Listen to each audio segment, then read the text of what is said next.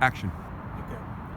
The Shield of Faith essay on how to avert a war that we, the U.S., have instigated with Iran. In U.S. history, there has never been a time that I can remember when my country has truly changed course for the common good.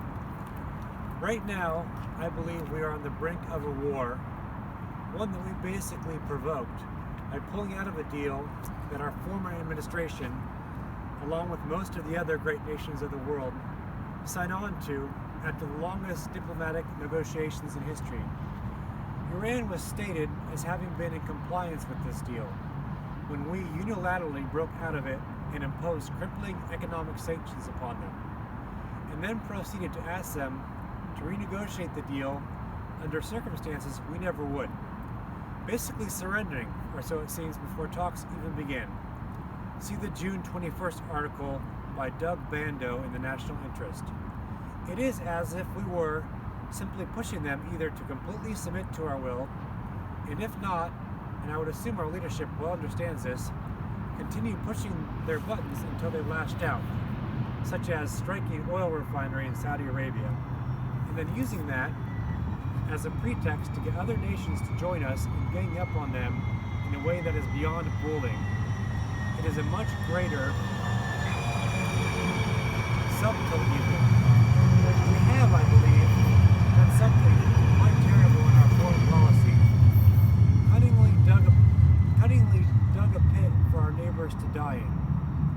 What folly for a supposedly Christian nation. We have acted dishonorably, treating Iran as if they are children.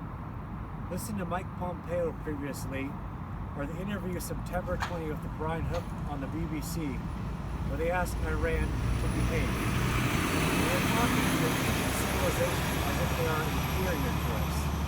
Treat someone like that, and it is their right as a people to not have dealings with us.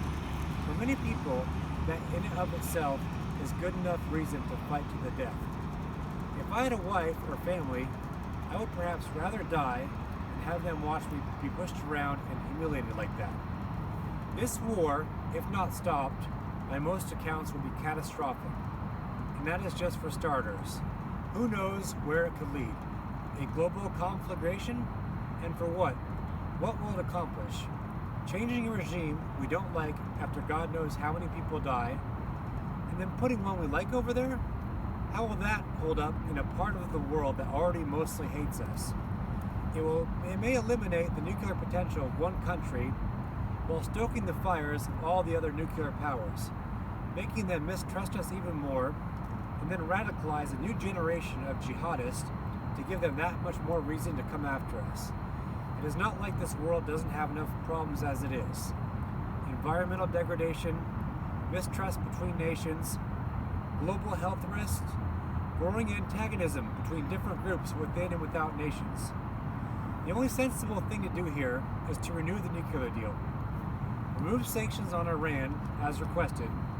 Humble ourselves for once, giving the extremists, along with the rest of the planet, a reason not to be so frustrated with us.